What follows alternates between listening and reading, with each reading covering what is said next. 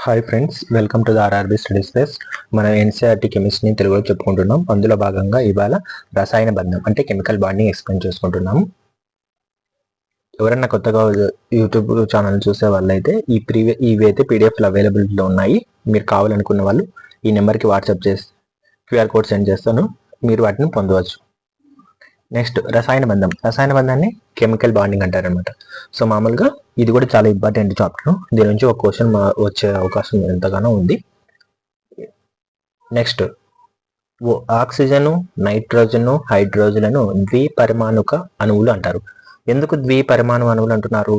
ఇది O2 అలాగే N2 H2 అంటే 2 అనేది కలిగి ఉంది కాబట్టి, రెండు పరమాణువుల కలయిక వల్ల ఉంటుంది కాబట్టి ఇది ద్విపరమాణిక అణువులని అంటారనమాట. నెక్స్ట్ అనేక మూలక పరమాణువులు వివిధ రకాలుగా సంయోగం చెందడం వలన రసాయనిక సమ్మేళనాలు ఏర్పడతాయి. ఏమంటున్నాడు? అనేక మూలక పరమాణువులు అంటే మనం రకరకాల మూలకాలు ఉంటాయి. పీరియాడిక్ టేబుల్లో అనేకమైన మూలకాలు ఉన్నాయి కదా.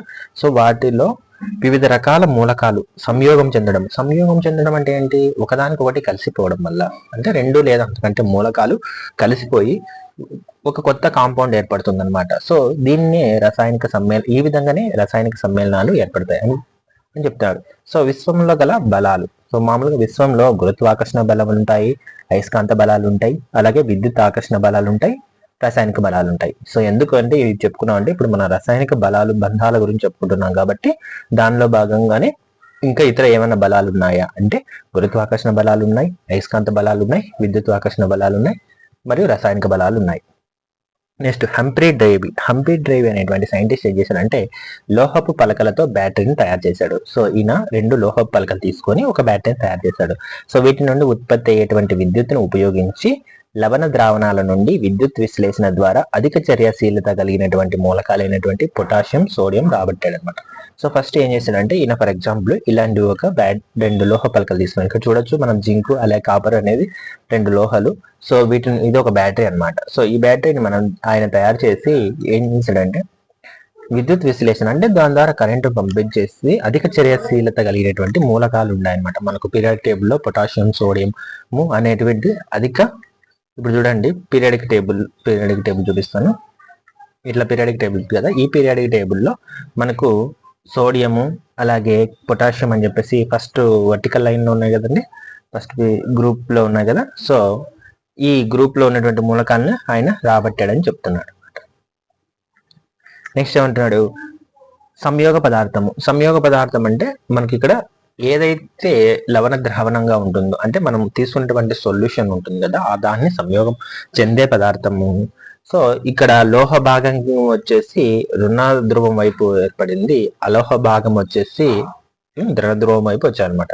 సో ఈయన తీసుకున్నటువంటి మూలకాలు ఉంటాయి కదా, లవణాలు. ఆ లవణాలలో లవణం అంటే మామూలుగా ఆమ్లాలు, క్షారాలు అన్ని కలిపి లవణాలు ఏర్పడుతూ ఉంటాయి కదా. సో అందులో ఏవైతే లోహాలు కలిగి ఉంటాయో, ఏదైతే అలోహ స్వభావం కలిగి ఉంటాయో అవి ఏం చెప్తున్నాడు? లోహ స్వభావం కలిగినటువంటివి రుణ ధ్రువం వైపు అంటే నెగిటివ్ టెర్మినల్ జింక్ వైపు వచ్చాయి.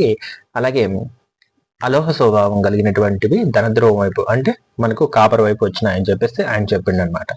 దీని ఆధారంగా లోహాలు ధనాత్మకమైనవని, అలోహాలు రుణాత్మకమైనవని నిరూపించాడు. అంటే లోహాలు అంటే మెటల్స్, అలోహాలు అంటే నాన్ మెటల్స్ అనమాట.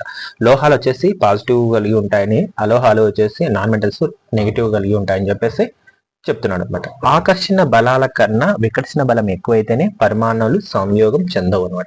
ఇప్పుడు ఒకదానికొకటి ఆకర్షించుకుంటేనే కదా సంయోగం జరిగి కొత్త పదార్థం ఏర్పడుతుంది.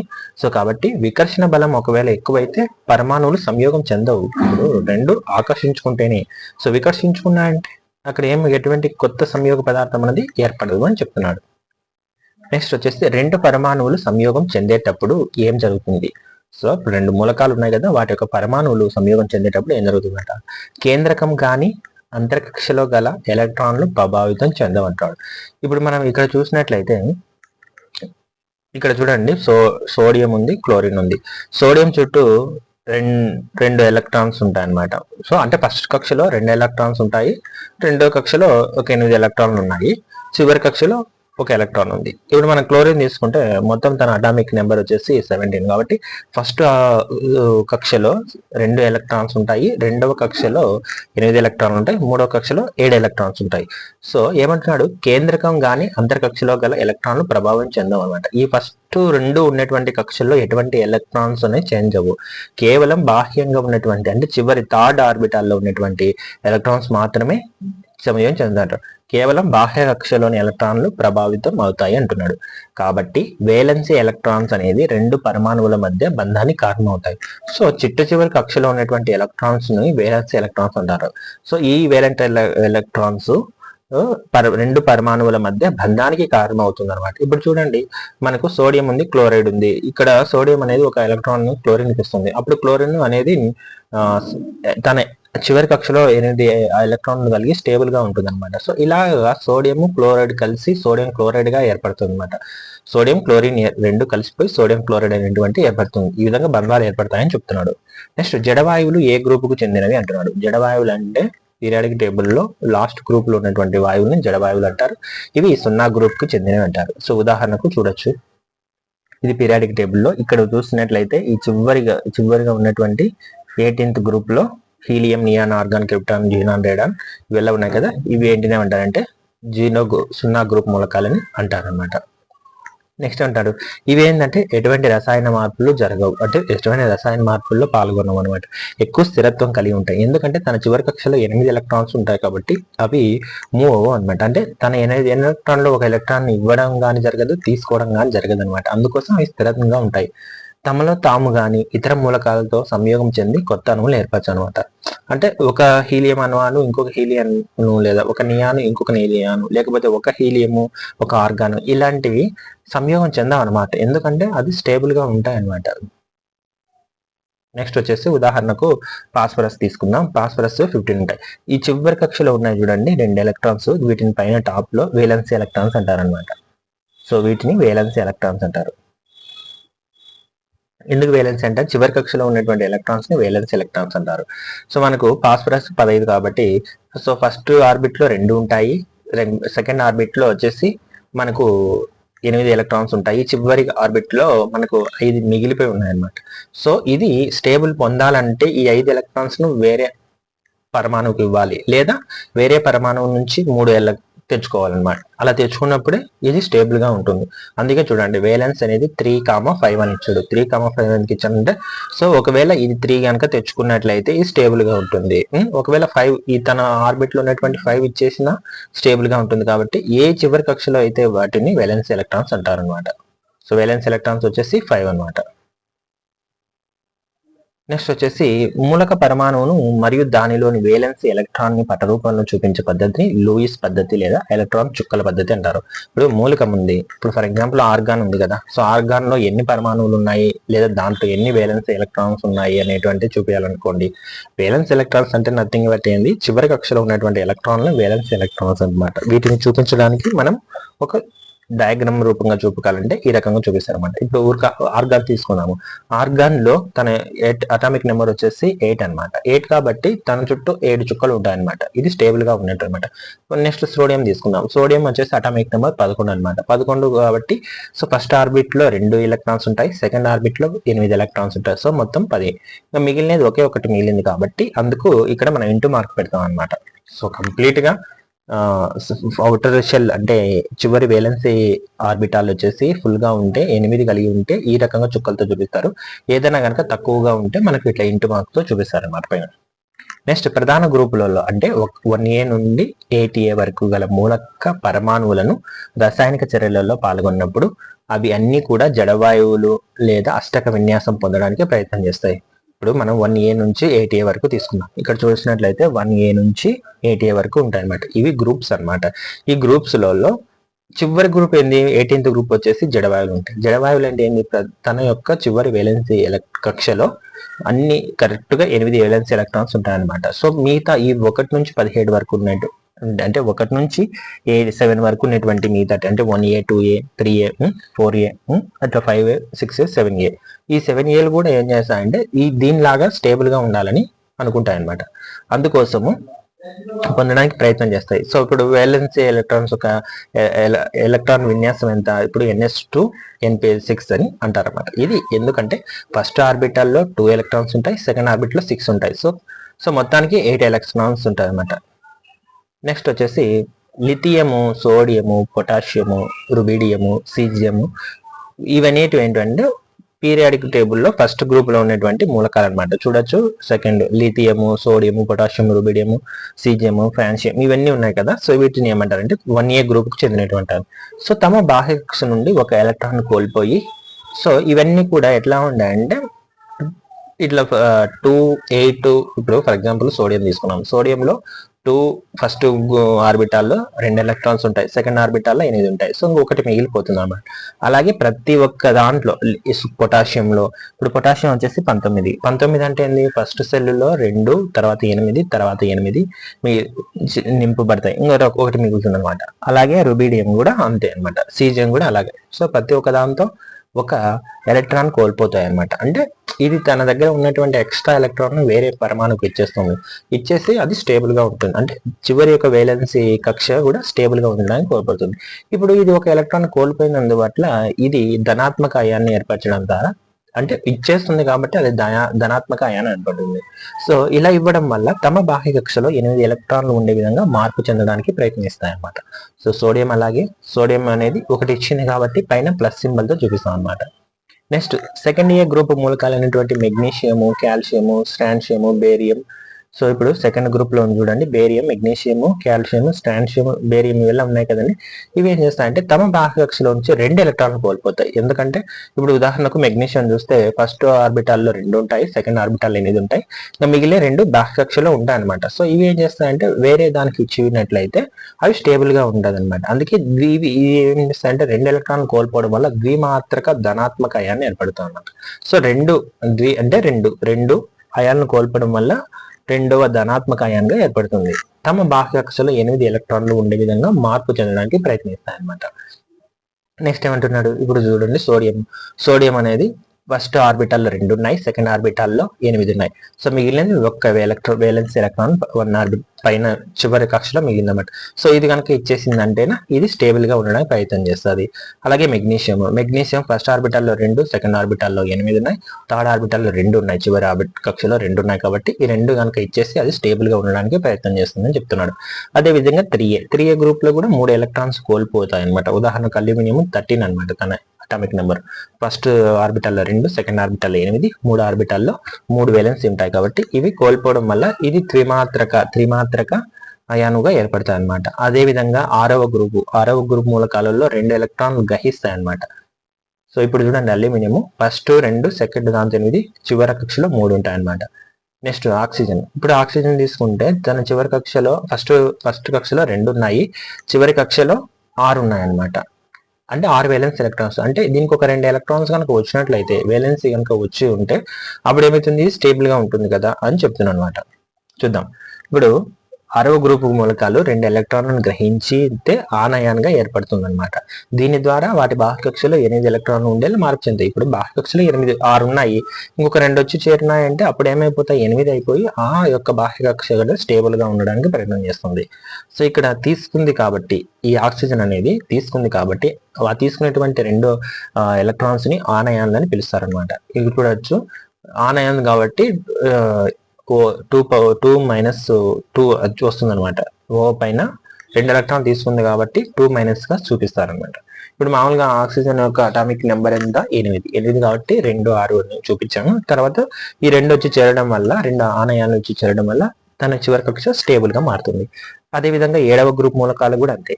ఒక ఎలక్ట్రాన్ గ్రహించి ఆనయాన్గా ఏర్పడడం ద్వారా వాటి బాహ్య కక్షలో 8 ఎలక్ట్రాన్లు ఉండేలా మార్పు చెందాయి. ఉదాహరణకు ఫ్లోరిన్ తీసుకుంటే, ఫ్లోరిన్ వచ్చేసి ఫస్ట్ కక్షలో 2, సెకండ్ కక్షలో 7 ఉంటాయి అనమాట. సో ఒకటి తీసుకోవడం వల్ల ఏమైపోతుంది, ఇది స్టేబుల్ గా మారుతుంది.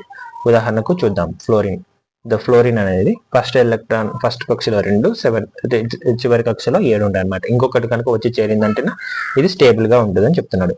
అదేవిధంగా 8వ మూలకాల గ్రూప్ సాధారణంగా ఎలక్ట్రాన్లు కోల్పోవడం కానీ లేదా ఎలక్ట్రాన్లు గ్రహించడం కానీ ప్రయత్నం చేయమన్నమాట. ఎందుకంటే తన కక్షలో 8 ఆల్రెడీ ఉన్నాయి. సో అందువల్ల అది స్టేబుల్ గా ఉంది, అంటే ఒక కంఫర్ట్ జోన్ లో ఫ్రీగా ఉందన్నట్టు అన్నమాట. హీలియం నియాన్ రసాయన మార్పులలో పాల్గొనవు. మిగతా మూలకాలైనటువంటి ఆర్గాన్, క్రిప్టాన్, జీనాన్, రేడాన్ అరుదుగా రసాయన మార్పులలో పాల్గొన్నప్పటికీ ఎలక్ట్రాన్లు కోల్పోవడం కానీ గ్రహించడం కానీ జరగదు. జనరల్ గా హీలియం నియాన్ అనేది ఎటువంటి రసాయన చర్యల్లో పాల్గొనమంటారు. కొన్ని ఈ ఆర్గాన్, క్రిప్టాన్, జీనాన్, రేడాన్ అనేటువంటి మిగతా మూలకాలు ఏదైనా రసాయన చర్యలో పాల్గొన్నప్పటికీ ఎలక్ట్రాన్లు ఏం కోల్పోవు, గ్రహించవు. జస్ట్ ఊరిక స్టేబుల్ అక్కడికి వెళ్ళి పార్టిసిపేషన్ చేస్తాయి అంతే. ఇప్పుడు చూడండి, ఫస్ట్ గ్రూప్ ఉంది, సెకండ్ గ్రూప్ ఉంది, థర్డ్ గ్రూప్ ఉంది. అదేవిధంగా ఇక్కడ 8th గ్రూప్, అలాగే 5th, 6th, 7th group. First group లో ఉన్న మూలకాలు ఒకదాన్ని కోల్పోతాయి కాబట్టి +1 గా ఏర్పడుతుంది. సెకండ్ గ్రూప్ మూలకాలు 2 ఎలక్ట్రాన్లు కోల్పోవడం వల్ల స్టేబుల్ గా ఉంటుంది కాబట్టి 2+2 గా ఏర్పడుతున్నాయి. అలాగే ఇది థర్డ్ గ్రూప్ మూలకాలు 3 ఎలక్ట్రాన్స్ కోల్పోవడం వల్ల స్టేబుల్ పొందుతుంది కాబట్టి ఇది +3 గా ఉంది. ఇంకా అష్టకం అంటే 18th గ్రూప్ లో ఎటువంటివి జరగవు అన్నమాట, కాబట్టి అలా ఉంటుంది. అదే 5th గ్రూప్ లో 3 ఎలక్ట్రాన్లు పొందుతాయి అనమాట. అంటే నైట్రోజన్, ఫాస్ఫరస్ ఇట్లాంటివన్నీ 3 ఎలక్ట్రాన్లు పొందడం వల్ల -3 గా అవుతాయి. అదేవిధంగా 6th గ్రూప్ లో కూడా 2 ఎలక్ట్రాన్లు పొందడం వల్ల స్టేబుల్ అవుతుంది. 7th గ్రూప్ లో 1 ఎలక్ట్రాన్ పొందడం వల్ల స్టేబుల్ అవుతుంది కాబట్టి దీన్ని -1 గా తీసుకుంటాం అనమాట. సో ఇక్కడ లోహాలు అయితే అనమాట. ఈ ఫస్ట్ 3 గ్రూప్స్ వచ్చేసి లోహాలుగా ఉంటాయి. ఇక్కడ చేసినటువంటి 5th, 6th, 7th అలోహాలు ఉంటాయి మూలకాలు. సో 8వ గ్రూప్ లో జడవాయువులు ఉంటాయి అనమాట. సో పీరియాడిక్ టేబుల్ లో కనుక మనం చూసినట్లయితే ఫస్ట్ 3 గ్రూప్స్ లో లోహాలు వస్తాయి అనమాట. ఇప్పుడు లిథియం, సోడియం, మెగ్నీషియం, స్టాన్షియం ఇవన్నీ కూడా ఏంటి లోహాలు అనమాట. ఇటు చూసినట్లయితే రైట్ సైడ్ చూసినట్లయితే ఆక్సిజన్, క్లోరిన్ ఇలాంటివి అన్ని కూడా అలోహాలు అనమాట. నెక్స్ట్ ఏమంటాడు, ఏ పరమాణువు లేదా అయాను అయితే దాని వేలెన్సీ కక్షలో 8 ఎలక్ట్రాన్స్ కలిగి ఉంటుందో అది రసాయనికంగా స్థిరమైనది. ఇప్పుడు చూడండి, ప్రతి ఒక్క పరమాణువు ఏం చేస్తుంది, తన యొక్క చివరి కక్షలో 8 ఎలక్ట్రాన్లు పొందడానికి ట్రై చేస్తుంటుంది. పొందినట్లయితే అది రసాయనికంగా స్థిరంగా ఉందని చెప్పుకుంటాం అనమాట. నెక్స్ట్ వచ్చేసి అష్టక నియమం. అష్టకం నియమం అంటే ఆక్టేట్ రూల్ అనమాట. దీన్ని ఆక్టేట్ రూల్ అంటారు. సో మూలకాలకు చెందినటువంటి పరమాణువులు, యాక్చువల్గా ఏంటంటే మూలకాలలో అణువులు ఉంటాయి, అణువు లోపల పరమాణువులు ఉంటాయి అన్నమాట. కాబట్టి మూలకాలకు చెందినటువంటి పరమాణువులు తమ బాహ్య కక్షలో అంటే చివరి కక్షలో 8 ఎలక్ట్రాన్లు మిగిలి ఉండేలా రసాయన మార్పు చెందడానికి ప్రయత్నం చేస్తాయి. సో అది తీసుకోవడమైనా కానీ పొందడమైనా కానీ సో ఏదో విధంగా చేసి తన చివరి కక్షలో 8 ఎలక్ట్రాన్లను ఉండడానికి ప్రయత్నం చేస్తాయి. సో దీనినే అష్టక నియమం అంటారు. సో ఆక్టేటిక్ రూల్ అంటారు అనమాట. రాసాయనికంగా చర్యాశీలత కల మూలకాలకు చెందినటువంటి పరమాణువులు వాటి వేలెన్సీ కక్షలో అష్టక విన్యాసం కలిగి ఉండవు. ఇప్పుడు రసాయనికంగా చర్యాశీలత కలిగినటువంటి మూలకాలు అంటే ఏంటి, ఇప్పుడు ఇందాకే చూసాము, సోడియం చూసాము, మెగ్నీషియం చూసాము, సో పొటాషియం ఇవన్నీ ఏంటంటే రసాయనికంగా చర్యాశీలత కలిగినాయి కదా. సో వాటి వేలెన్సీ కక్షల్లో ఏముంటాయి, అష్టక విన్యాసం పొందలు అంటే 8 లేవు కదా. ఇప్పుడు సోడియంకి 1 ఎలక్ట్రాన్ మిగులుతుంది, పొటాషియానికి కూడా 1 ఎలక్ట్రాన్ మిగులుతుంది, సో మెగ్నీషియానికి 2 ఎలక్ట్రాన్లు మిగులుతున్నాయి. అదేవిధంగా ఆక్సిజన్ తీసుకుంటే 2 ఎలక్ట్రాన్లు తక్కువ ఉన్నాయి, ఫ్లోరిన్ కి 1 ఎలక్ట్రాన్ తక్కువ ఉంది, సో నైట్రోజన్ కి 3 ఎలక్ట్రాన్స్ తక్కువ ఉన్నాయి. సో ఇవి అన్ని చర్యలో ఎక్కువగా పాల్గొనేటన్నమాట, వీటికి చర్యాశీలత ఎక్కువ ఉంటుంది. అయితే ఇవన్నీ చూసినట్లయితే మనకు తన యొక్క చివరి కక్షలో 8 ఎలక్ట్రాన్స్ లేవు కదా అని చెప్తున్నాడు. నెక్స్ట్ వచ్చేసి ఇక్కడ చూడండి, ఇది సోడియం క్లోరైడ్, సోడియం క్లోరిన్ ఇవి రెండు కూడా తన కక్షలో ఉన్నటువంటి 1 ఎలక్ట్రాన్స్ ని ఈ క్లోరిన్ కి ఇస్తుంది కాబట్టి ఇక్కడ సోడియం క్లోరైడ్ అనేటువంటిది ఏర్పడుతుంది అనమాట. సో అవి అష్టకాన్ని పొందడానికి అదే మూలకానికి చెందిన పరమాణువుతో గాని లేదా వేరే మూలకానికి చెందిన పరమాణువుతో గాని సంయోగం చెందడానికి ప్రయత్నించడం ద్వారా వీటికి ఈ చర్యాశీలత సంక్రమిస్తుంది. ఇప్పుడు ఇందాక చూపించాను కదా, సోడియం ఉంది, క్లోరైన్ ఉంది. సో ఇది మామూలుగా అయితే సేమ్ సోడియంతో కలిసింది అనుకోండి, ఉదాహరణకు సేమ్ పరమాణువు అనేటువంటి సోడియంతో జత కలిస్తే ఏమవుతుంది, ఇక్కడ ఒకటి మిగులుతుంది, ఇక్కడ ఒక మిగులుతుంది. సో రెండు ఎలక్ట్రాన్స్ ఉంటాయి కదా అవుటర్ బాహ్య కక్షలో. 2 ఎలక్ట్రాన్స్ పుచ్చుకోవడం వల్ల ఇదేమైనా స్టేబుల్ అవుతుందా, కాదు కదా.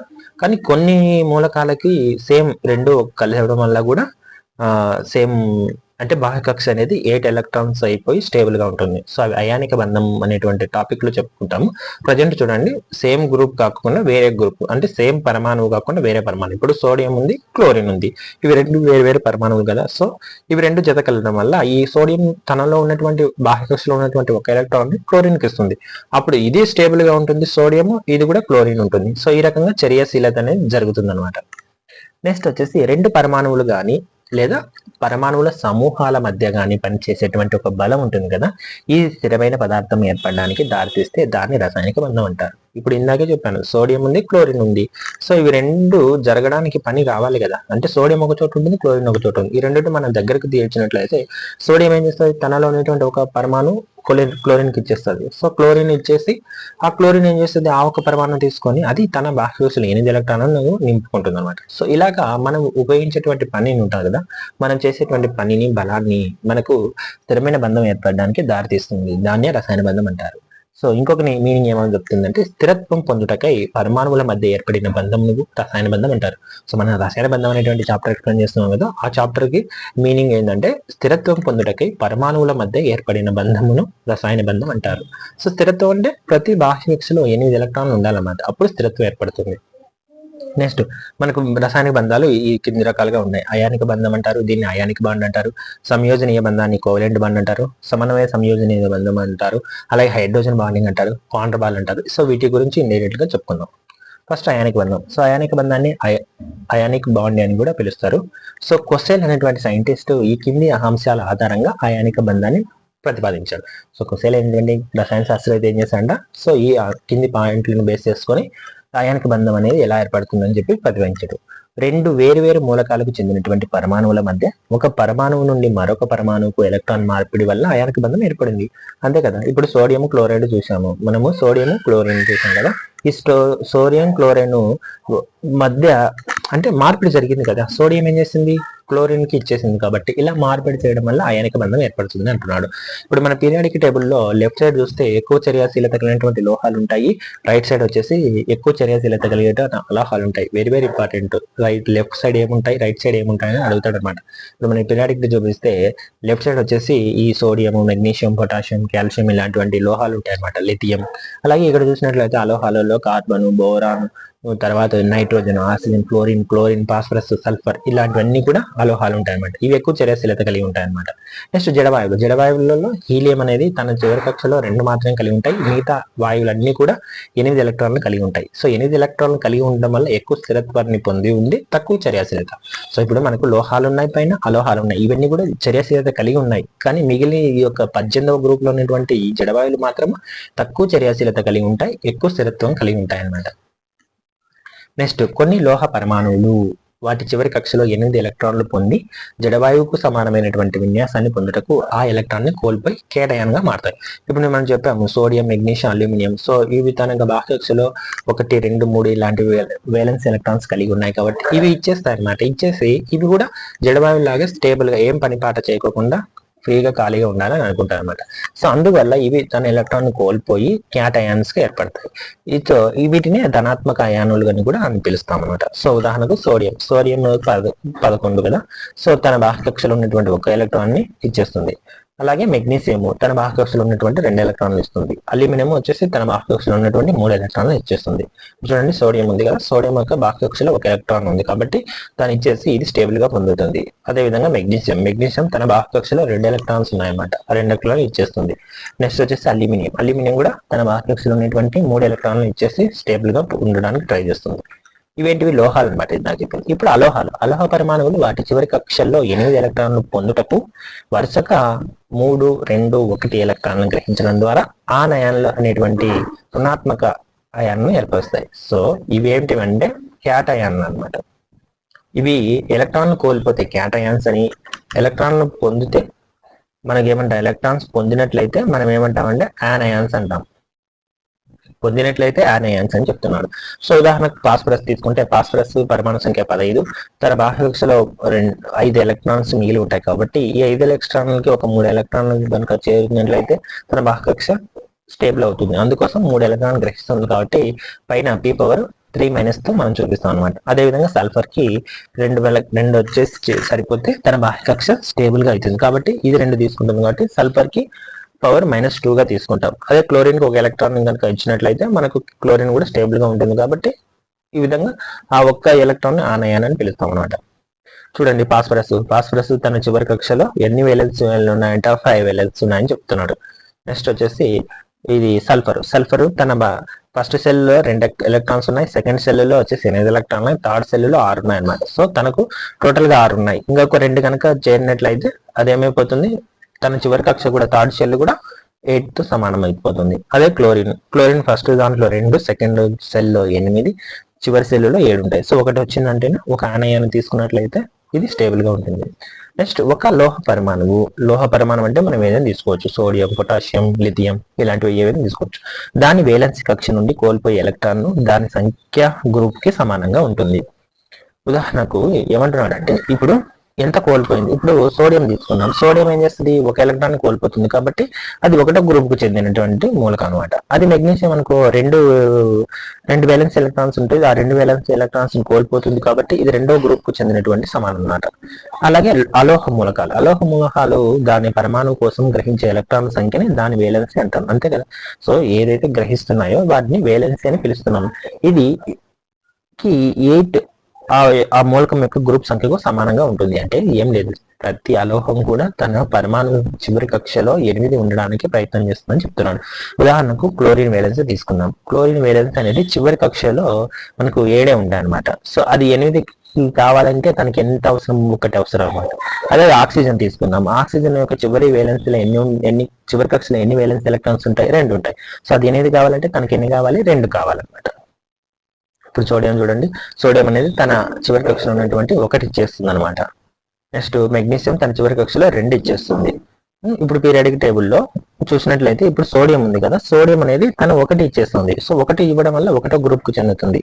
అలాగే మెగ్నీషియం ఉంది, తను 2 ఎలక్ట్రాన్లు ఇచ్చేస్తుంది కాబట్టి రెండో గ్రూప్ చెందుతుంది. ఇప్పుడు అల్యూమినియం తీసుకోండి, అల్యూమినియం ఏం చేస్తుంది, తన వల్ల 3 ఇచ్చేస్తుంది అనమాట. 3 ఇవ్వడం వల్ల ఏమైతుంది, అది థర్డ్ గ్రూప్ చెందుతుంది. ఇప్పుడు కార్బన్ తీసుకుందాము, కార్బన్ 4 ఇస్తుంది అనమాట. 4 ఇవ్వడం వల్ల అది 4 గ్రూప్ చెందుతుంది. ఇప్పుడు ఫాస్ఫరస్ తీసుకుంటే 5 గ్రూప్ ఉంటుందా, ఇది ఎందుకంటే తన వేలెన్స్ 5 ఉంది కాబట్టి 5వ గ్రూప్ చెందిందని. అలాగే ఎస్ అనేది 6 వేలెన్స్ ఎలక్ట్రాన్స్ ఉంటాయి, ఆక్సిజన్ ఇవన్నీ 6 ఉంటాయి కాబట్టి 6వ గ్రూప్ చెందిందని. క్లోరిన్, బ్రోమైన్ ఇవేంటంటే తన వేలెన్స్ ఎంత ఉంటుందంటే 7 ఉండడం వల్ల 7వ గ్రూప్ చెందిందని చెప్తున్నాడు అనమాట. నెక్స్ట్ ఇది క్లోరిన్ మరియు నెక్స్ట్ ఇది ఆక్సిజన్ చూడండి, ఆక్సిజన్ వేలెన్స్ ఎంత ఉంది, 6 ఉందని చెప్తున్నాడు, ఎందుకంటే 6వ గ్రూప్ కు చెందింది కాబట్టి. నెక్స్ట్ అయానిక బంధం ఎలా ఏర్పడుతుంది. అయానిక బంధం అంటే లోహ పరమాణువుల నుండి అలోహ పరమాణువులకు ఎలక్ట్రాన్ బదలాయింపు వల్ల ఏర్పడినటువంటి ధనాత్మక అయాన్లు, క్యాటయాన్లు మరియు రుణాత్మక అయాన్లను ఆనయాన్ల మధ్య స్థిర విద్యుత్ ఆకర్షణ బలాల వల్ల అవి ఆకర్షణకు గురి కాబడి రసాయన బంధం ఏర్పడుతుంది.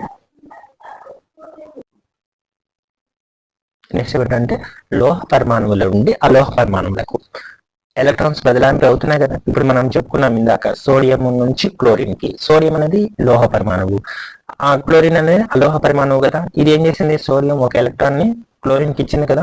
సో ఇలా బదలాయించడం అంటే ఇలా ట్రాన్స్ఫర్ చేయడం వల్ల ఏర్పడినటువంటి ధనాత్మక అయాన్ని క్యాటయాన్ అని, మరి రుణాత్మక అయాన్ని ఆనయాన్ని అంటారు. ఇప్పుడు సోడియం తను ఒక ఎలక్ట్రాన్ ఇచ్చేసింది కాబట్టి సోడియం అనేది ధనాత్మక అయాన్ని ఏర్పరిచింది, దాన్ని క్యాటయాన్ అంటారు. ఇప్పుడు అదే క్లోరిన్ ఏం చేసింది, తను ఒక ఎలక్ట్రాన్ తీసుకుంది కదా, తీసుకున్నందువల్ల అది రుణాత్మక అయాన్ అయింది, దాన్ని మనము యానయాన్ అని పిలుస్తారు.